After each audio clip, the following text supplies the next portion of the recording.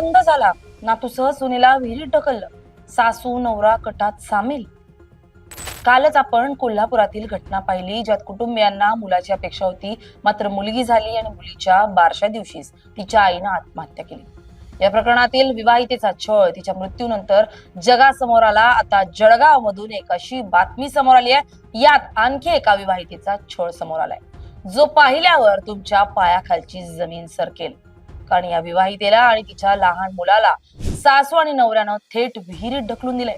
आणि विहिरीत ढकलण्याचं कारण ऐकून तर तुम्हालाच धक्का बसेल. जळगावात नेमकं काय घडलंय पाहूयात या व्हिडिओतून. नमस्कार, मी स्नेहल चौधरी, आपण पाहत आहात LS मराठी.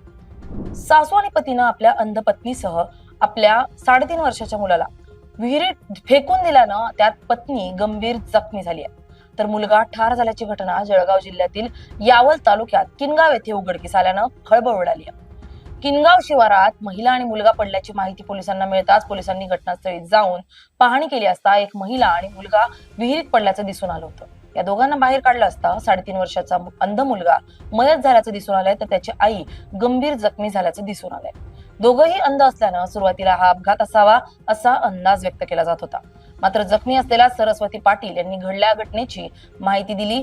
सरस्वती पाटील आणि तिच्या 3.5 वर्षांच्या मुलास सासू आशाबाई पाटील आणि तिचा अंध पती स्वप्नील पाटील यांनीच विहिरीत ढकलल्याचं पोलिसांना सांगितलं. या घटनेत आरोपी पती स्वप्नील पाटील आणि त्याची पत्नी दोघंही अंध आहेत.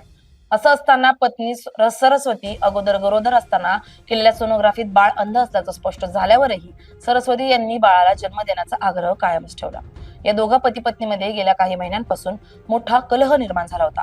याच कारणातून पती आणि सासूनं दोघांना विहिरीत ढकलून दिलं आणि यात 3.5 वर्षांचा कृष्णा मात्र मयत झालाय.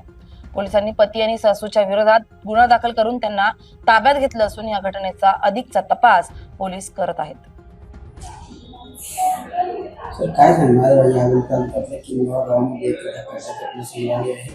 एका अंध पतीने आपल्या आईच्या सोबतीने त्याच्या पत्नीला आणि अंध मुलाला विहिरीत ढकलून दिल्याची काय घटनेच्या या संदर्भात काय गुन्हा दाखल झाला?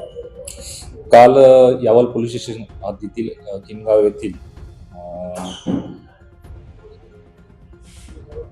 येथे 8:30 वाजता सुमारे 8:30 वाजता एक घटना घडली आहे. त्याच्यात फिर्यादी सरस्वती स्वप्नील पाटील वय 26 वर्ष, जी की 70% ब्लाइंड आहे.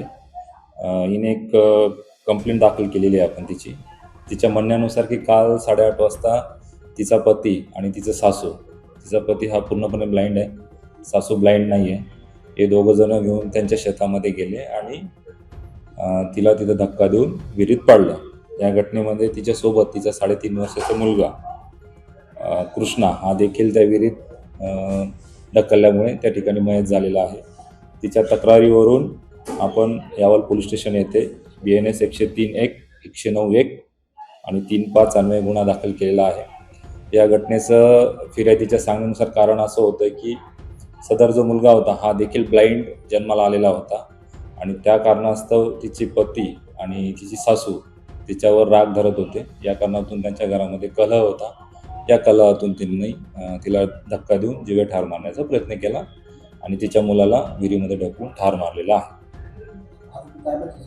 या घटनेतील दोघी आरोपी आपल्या ताब्यामध्ये आहे. पुढील चौकशी सुरू आहे.